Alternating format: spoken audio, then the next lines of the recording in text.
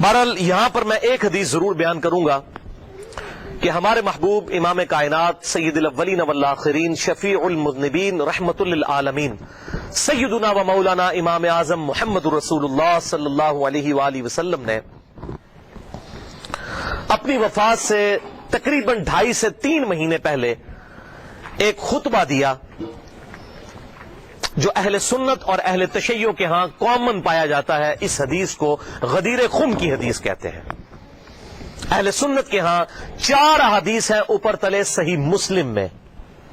International number کے مطابق فضائل علی والے چیپٹر میں صحیح مسلم میں 6225 6226 6227 اور 6228 4 طرق امام مسلم رحمہ اللہ تعالی فضائل علی والے چیپٹر میں لے کر آئے. غدیر خم کی حدیث کہ آپ صلی اللہ علیہ وسلم نے حجۃ الوداع سے واپسی پر 18 ذوالحجہ کو خم نامی گاؤں میں پانی کے لیے پڑاؤ کیا اور آپ صلی اللہ علیہ وسلم نے کنکلوڈنگ گفتگو وہاں پر کی. آپ صلی اللہ علیہ وسلم کے لیے اونٹ کے پالان کا ممبر تیار کیا گیا. آپ صلی اللہ علیہ وسلم نے صحابہ اکرام کو مخاطب کیا اور کہا کہ اے لوگوں آگاہ ہو جاؤ، میں بھی ایک انسان ہوں. قریب ہے کہ اللہ کا قاصد یعنی موت کا فرشتہ میرے پاس آئے اور میں اس کی دعوت قبول کر لوں. ہر شخص نے دنیا سے جانا ہے، میں نے بھی جانا ہے. میں اپنے بعد تم میں 2 بھاری چیزیں چھوڑ کر جا رہا ہوں. ان میں سے پہلی چیز اللہ کی کتاب ہے، اس میں ہدایت ہے، اس میں نور ہے.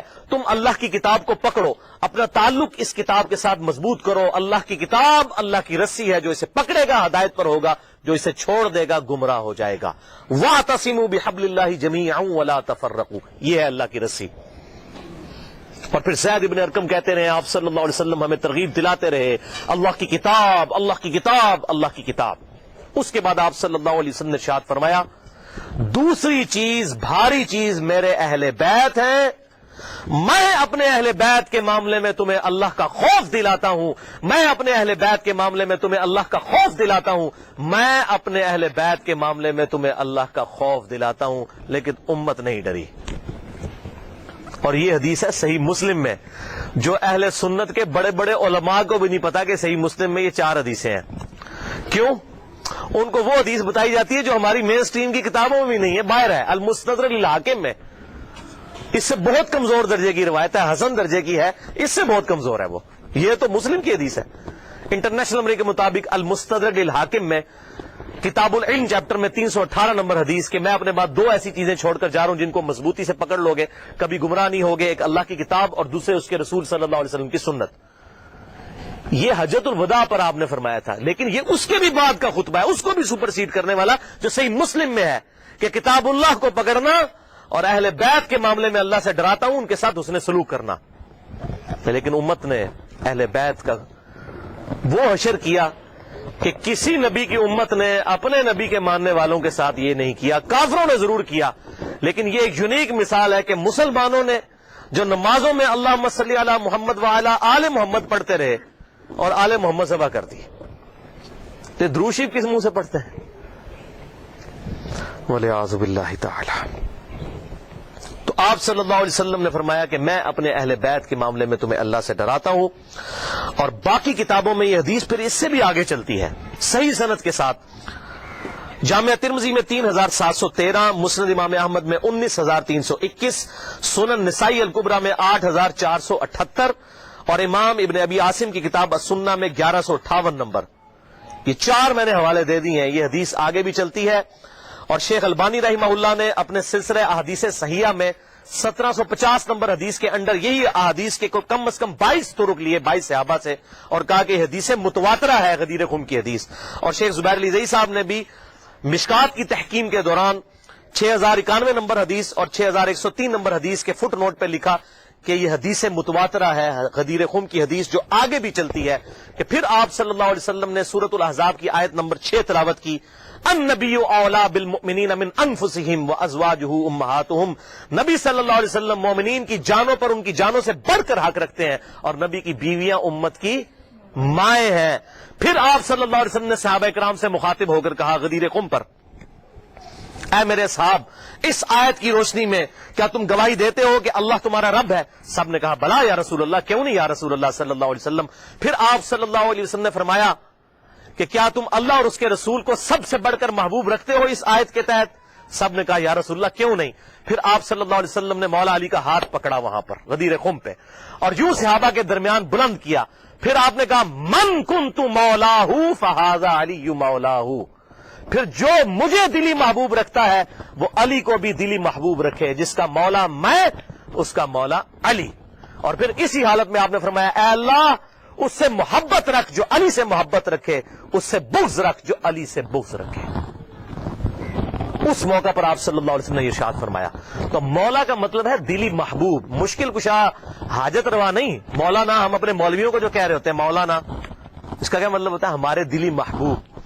قرآن میں آیا سورہ تحریم کی آیت نمبر 4 میں فَإِنَّ اللَّهَ هُوَ مَوْلَاهُ وَجِبْرِيلُ وَصَالِحُ الْمُؤْمِنِينَ. نبی کا مولا ہے اللہ, جبریل, ایمان والے اور تمام فرشتے نبی کے مولا ہیں, اور نبی ان کے مولا ہیں دلی محبوب. جو مولا کا مشکل کشا والا معنی ہے وہ اللہ کے لیے خاص ہے. یہاں پر معنی آپ دیکھیں کیا کہا کہ میں تم پر تمہاری جانوں سے بڑھ کر حق رکھتا ہوں, دلی محبوب. النبی اولا بالمؤمنین, نبی اولا ہے. اولا مولا یہ تمام الفاظ دلی محبوب کے لیے, جگری یار کے لیے. تو یہ اس کا مشکل کشا معنی لینا بالکل ظلم ہے بھائیو. قرآن پاک میں واضح طور پر آیا ایاک نعبد و ایاک نستعین, اے اللہ ہم صرف تیری ہی عبادت کرتے ہیں, غائب میں مدد کے لیے صرف تجھی کو پکارتے ہیں. یہ تو جھگڑا ہی نہیں ہے کہ سیدنا علی رضی اللہ تعالیٰ عنہ کو اختیار ہے یا نہیں. مولا علی کو اختیار ہو, شیخ عبد القادر جیلانی کو اگر اختیار ہو تب بھی ان کو غائب میں دعا کے لیے نہیں پکار سکتے. مولا علی اپنی نمازوں میں اللہ کو پکارتے تھے. مولا علی کا ماننے والا وہی ہوگا جو مولا علی کی سنت پر عمل کرتے ہوئے اللہ کو پکارے گا, یا حی یا قیوم برحمتک استغیث, حسبنا اللہ ونعم الوکیل, لا الہ الا انت سبحانک انی کنت من الظالمین. بارش کون برساتا ہے؟ اللہ. ڈیوٹی کس کی ہے؟ فرشتوں کی. تو بارش فرشتوں سے مانگیں گے یا اللہ سے؟ اللہ سے. تو سیدنا علی کو اگر اختیار ہو بھی تب بھی ان کو پکاریں گے نہیں. ہاں ظاہری اسباب وہ معاملہ بالکل ڈیفرنٹ ہے. میں آپ کو کہتا ہوں مجھے پانی پلا دے, بالکل ٹھیک ہے, لیکن آپ وہاں بغداد میں دفن ہیں, بغداد میں بھی قبر میں, اور کہتے ہیں میں آپ کو کہتا ہوں مجھے پانی پلا دیں. وہی بات وہی جملہ صرف کوآرڈینیٹس فریم آف ریفرنس بدلنے کی وجہ سے غائب میں پکارنا ہو جائے گا, اور غائب میں پکارنا عبادت ہے, اور عبادت جو ہے وہ اللہ کے ساتھ خاص ہے. اسی لیے قرآن میں کہا گیا ایاک نعبد, اے اللہ عبادت بھی تیری کرتے ہیں, و ایاک نستعین, اور غائب میں مدد یعنی دعا کے لیے اپروپریٹ ٹرانسلیشن ہے ایاک نستعین کی, دعا تجھ سے کرتے ہیں. دعا ہوگی اللہ سے. بہرحال اسی حدیث غدیر خم کی حدیث کی سپورٹ میں وہ صحیح مسلم میں کہتا ہوں بڑی اسٹانشنگ حدیث ہے, جو مولا علی نے صفین کے مقام پر جب تحکیم کا ایشو اٹھنے والا تھا اس وقت اصحاب کو جمع کر کے کہا.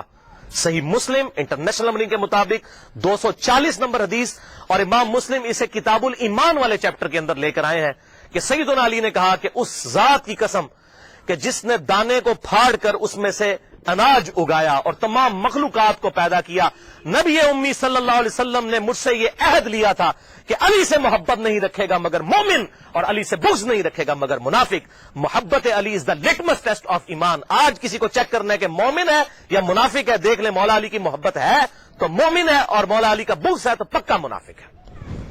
یہ شیعہ سنی کا مسئلہ ہی نہیں ہے, یہ تو بات ہی بہت آگے چلی گئی ہے. صحیح مسلم کتاب الایمان 240 نمبر حدیث کہ علی سے محبت نہیں رکھے گا مگر مومن, علی سے بغض نہیں رکھے گا مگر منافق. اور یہ پرٹیکولرلی دو ہی لوگوں کے بارے میں یہ بات آئی ہے. بخاری اور مسلم میں دوسرے انصار کے بارے میں آیا کہ انصار سے صرف مومن ہی محبت رکھیں گے اور انصار سے صرف بغض منافق ہی رکھیں گے. اور آپ دیکھ لیں انصار کے ساتھ واقعہ ہرہ میں یزید نے جو کچھ کیا, قتل عام ان کا, اور یہاں پر مولا علی کے خلاف جو لوگ کھڑے ہوئے ان کے معاملات بھی بالکل سامنے ہیں. لہذا یہ جو غدیر خم کا خطبہ ہے آپ صلی اللہ علیہ وسلم نے خم نامی گاؤں میں کیوں دیا, اس کی ایک ٹیکنیکل ریزن ہے. حجۃ الوداع پہ بھی آپ یہ بات کر سکتے تھے. آپ نے خم نامی گاؤں میں اس لیے خطبہ دیا کہ اس موقع کے اوپر سب لوگ جا چکے تھے سوائے اہل شام کے اور اہل مدینہ کے, اور یہی بدبخت شامی تھے جو بعد میں مولا علی کے خلاف صفین میں کھڑے ہوئے. حضور ان کو ڈرا رہے تھے, اور دیکھیں اس کے بعد کیا ہو سکتا ہے, من کنت مولاہ فہذا علی مولاہ, بات ہی کچھ نہیں رہ جاتی. اور اہل مدینہ میں بھی ایسے لوگ شامل, پھر اہل مدینہ کے اوپر ظلم بھی ہوئے, آپ صلی اللہ علیہ وسلم نے پہلے ان کو خبردار کر دیا. یہ تھی اس کی حکمت، اور آنے والے وقت کے بارے میں اشارہ تھا کہ یہ معاملات ان کے ساتھ ہوں گے۔ بہرحال اس معاملے میں جن لوگوں نے بھی سیدنا علی کے ساتھ زیادتی کی، چاہے وہ حضرت امیر معاویہ رضی اللہ تعالیٰ عنہ ہو، یا حضرت مغیرہ ابن شعبہ رضی اللہ عنہ ہو، یا حضرت عمر ابن عاص رضی اللہ عنہ ہو، ہم کسی پر لعنت کرنے کے قائل نہیں ہیں، لیکن ان کی غلطیوں کا جھوٹا دفاع بھی نہیں کرتے، اور نہ ہم رافضیوں کی طرح ان پر لعنت کرتے ہیں۔ ان کا معاملہ ہم اللہ کے سپرد کرتے ہیں، غلطی جو ہے 100 بسم اللہ بیان ہوگی۔ حضرت آدم سے زیادہ کسی کا مرتبہ نہیں، 7 دفعہ ان کی غلطی بھی قرآن میں بیان ہوئی ہے۔ غلطی بیان کرنے کا مقصد یہ نہیں ہوتا آپ نے کسی کو ذلیل کر دیا، ورنہ یہ محدثین نے ذلیل کیا معاذ اللہ۔ اگر یہ چیز ہوتی اور بخاری اور مسلم میں یہ حدیث کیوں آتی؟ تو اس میں میرا پورا ایک علیحدہ سے ریسرچ پیپر یہ والا میں نے جو بتایا، اور لیکچرز بھی موجود ہے کہ کس طرح حضرت علی کو جمعے کے خطبوں میں گالیاں نکالی جاتی تھی۔ بخاری میں، مسلم میں، ابو داؤد میں، ترمذی میں، نسائی میں، ابن ماجہ میں کتنی احادیث موجود ہے۔ تو یہ ممبروں پر مولا علی پر لعنت کرنے کی بدعت بنو امیہ کے دور میں جاری ہوئی، لہذا شیعان علی وہ ہوں گے جو علی کی سنت پر عمل کریں گے۔ مولا علی کو خوارج نے کافر کہا، لیکن مولا علی نے ان کے جنازے خود پڑھائے اور کہا کہ یہ میرے بھائی تھے، بگوڑے ہو گئے، میں ان کو مسلمان سمجھتا ہوں، اور ان کے لیے دعا کی اللہم اغفر لحینا و میتنا۔ جبکہ دوسری طرف بنو امیہ کے ماننے والے وہ لوگ ہیں جو حضرت علی پر ممبروں پر لعنت کرتے تھے، اور آج ان کی باقیات اس فارم میں موجود ہے کہ وہ باقی صاحب کے اوپر لعنت کرتے ہیں۔ مولا علی کا ماننے والا وہ ہوگا جو بنو امیہ کی بدعت پر نہ چلے، مولا علی کی سنت پر چلے۔ یہ فرق سمجھ لیجئے۔ تو شیعان علی سے مراد علی کے گروہ کے لوگ، خالی ٹائٹل لگا لینے سے نہیں۔ آج سنی کون کون نہیں اپنے آپ کہتا؟ بریلوی کہتے ہیں ہم سنی ہیں، دیوبندی کہتے ہیں ہم سنی ہیں، اہل حدیث کہتے ہیں ہم سنی ہیں، لیکن ایک دوسرے سے پوچھیں وہ کہتے ہیں نہیں اسی سنی ہے، دوسرا سنی نہیں ہے۔ تو ٹائٹل آپ لگاتے رہے، بے شک شراب کی بوتل کے بعد روح افزا لکھ لینے سے روح افزا بن جائے گی، یہ جامع شیری بن جائے گی؟ نہیں۔ اصل تو بات یہ کہ واقعی علی کا شیعہ کون ہے؟ شیعہ علی کا وہی ہوگا، علی کے گروہ کا آدمی وہی ہوگا جو مولا علی کی سنت پر عمل کرنے والا ہوگا۔ اور مولا علی نے ہمیں یہی درس دیا ہے کہ کسی بھی شخص کے اوپر لعنت نہ کی جائے۔ یہ لعنت کرنا تو بنو امیہ کی بدعت ہے، جو ان کے طریقے پر چلنا چاہتے ہیں، ان کی پارٹی میں قیامت والے دن اٹھنا چاہتے ہیں تو بے شک اٹھیں۔ ہم تو مولا علی کے ساتھ ہیں، دنیا میں بھی انشاءاللہ اور آخرت میں بھی انشاءاللہ مولا علی کے ساتھ اٹھائے جائیں گے انشاءاللہ تعالی، اور اہل بیت کے ساتھ۔